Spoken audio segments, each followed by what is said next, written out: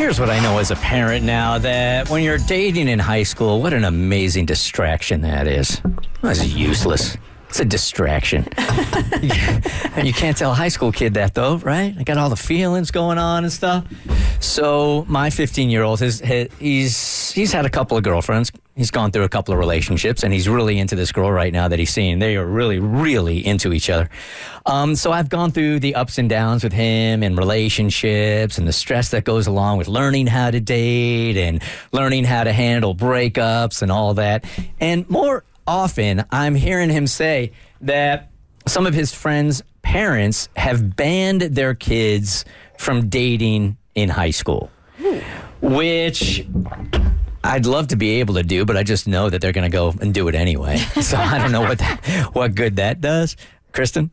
I feel like that's like a disadvantage to your kid because, yes, I know when you're a teenager and those emotions are so intense and you feel everything times 10, right? Mm-hmm. And as adults, we can look back and we can be dismissive, but when you're in the throes of the hormones and you're going through your puberty and those experiences, I feel like it's important to have those experiences and to have some kind of dating life if you want one, because you get a better sense of who you are and also who you want for yourself. Yeah, this is why I have such mixed feelings about it. And if you guys have banned your kids from dating in high school, or you were a kid back in the day that was banned, I'd love to talk to you. 1-855-BERT Show. Because for me, it's almost like you're adding to their stress. But yes, dating is a distraction. It's stressful in high school. But now you're adding the extra stress and extra distraction of trying to hide it from you,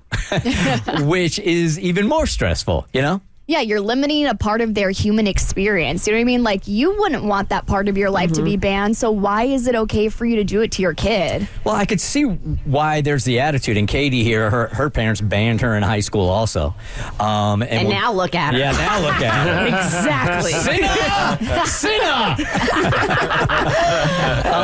But look, I mean, the truth of the matter is there is so much going on, but I too would rather him learn these lessons now, going through what look, he's learned a lot of lessons over the course of the last couple of years in self-worth and self-value that we've had to go through, and when he's not being treated well, me sitting him down saying, hey, if you're feeling this way, you've got value, man. You don't have to be in a relationship. This is the mistake his dad made a lot. You don't have to be in a relationship that doesn't feel good just because you're trying to be a good guy. You're allowed to break up with somebody else. Now, I'd rather him learn those lessons in high school than be 23 years old and not have any of that experience whatsoever, but it is a distraction. And I wish that I had that opportunity, because being an only child, I feel like my family wanted to put me in a bubble. And so they're like, Katie, you can't, I wasn't allowed to date in high school. It's so much so that my prom date was prearranged. Okay. Wow, really? They arranged it? Yes, they arranged it. The only reason why I was okay with it is because he went to a different school and he looked better than anybody at my school. But that was a prearranged setup. And because I would sneak around. I was in high school and I was like, well, I can't go out on dates, but I can stay after school a little longer and, hang out, But then when I got to college, because I didn't really have that experience of actually being able to date when I was in high school, I was mentally all over the place. I'm like, okay, first things first, lose your virginity. All right, second things first, pick them.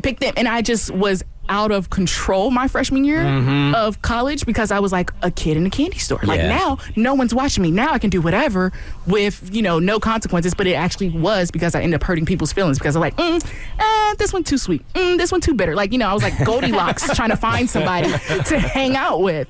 So I think it's better if parents just allow their kids to explore within reason in high school. And go through it with them together? Yes, because if you ban it, then I feel like that's going to give them more opportunity to wild out. But you don't know what they're going to get. Go ahead, Mo. I'm sorry, I didn't see your hand. I was going to say, I know with my experiences, I think my parents were a lot more strict with my sisters, and I think it actually helped me more because I was able to get those experiences. And as much as a parent, I get it. You think you might be protecting your kids. It is what everybody is saying, that they are going to find a way to do it anyway. And when they do it, it's probably going to be done a lot worse because I think the fact that I had more permission to do it, I actually dated less than my sisters did who didn't have as much permission to do it. Interesting. Hey, Jasmine, good morning. You're part of the Bert Show. Thanks for joining the convo. Good morning, Bert. I was banned from dating in high school, and it really played a large part in my adult life. Like, it gave me trust issues. I just couldn't hold a normal relationship straight out of the bat. It took me at least a good 3 to 4 years of my adult life to try to find a relationship that I felt suitable. I felt my parents really, like, them banning me affected my adult life. No, I feel you. I feel you on that because you're trying to learn all those lessons at 22, 23, 24 years old. You're way behind on that. And again, I'd rather guide them through that. Yeah, I wasn't banned from dating in high school. I just didn't get any male attention. So it was a little weird going into college being like, yeah, I've never had a boyfriend before. And you feel kind of like a dweeb. Right. I think parents should also like put in their experiences. Like telling your child your experience, high school and dating helps too. Right. All right, so is there such thing as grandkid inequality? We certainly think so. And one Bert Show listener was going to put a stop to it over the weekend. Yeah, I thought this was pretty messed up. We got an email from a listener who says the grandkids are getting treated differently and they don't know why. So for context, this listener and their brother each have one kid. One's 8 and one's 6. And both the kids had a birthday recently. So our listener's daughter is 6 and got $20 from the grandparents. But their brother's daughter is 8 and got $100. It's also important to note they live in the same city and their household incomes are also pretty comparable. And so our listeners like, well, what could be the reason that this could have happened? Because everything's pretty much the same except for, their age. But is that really a big difference here? So here's your email update because he decided to do something about it over the weekend. I confronted my parents about the gift disparity with the grandkids, and boy, do I feel like a massive D word. I tried to temper my anger and not come in too hot. My goal was to treat it like a fact-finding mission rather than calling my parents out for their obvious favoritism. Since it was Mother's Day weekend, it didn't seem right to bring this up to my mom, so instead, I just called my dad. That was a wise decision. When I asked him what was up, I got the facts and a giant guilt trip to boot. Turns out my brother lost his job a few months ago and hasn't told anybody but my parents.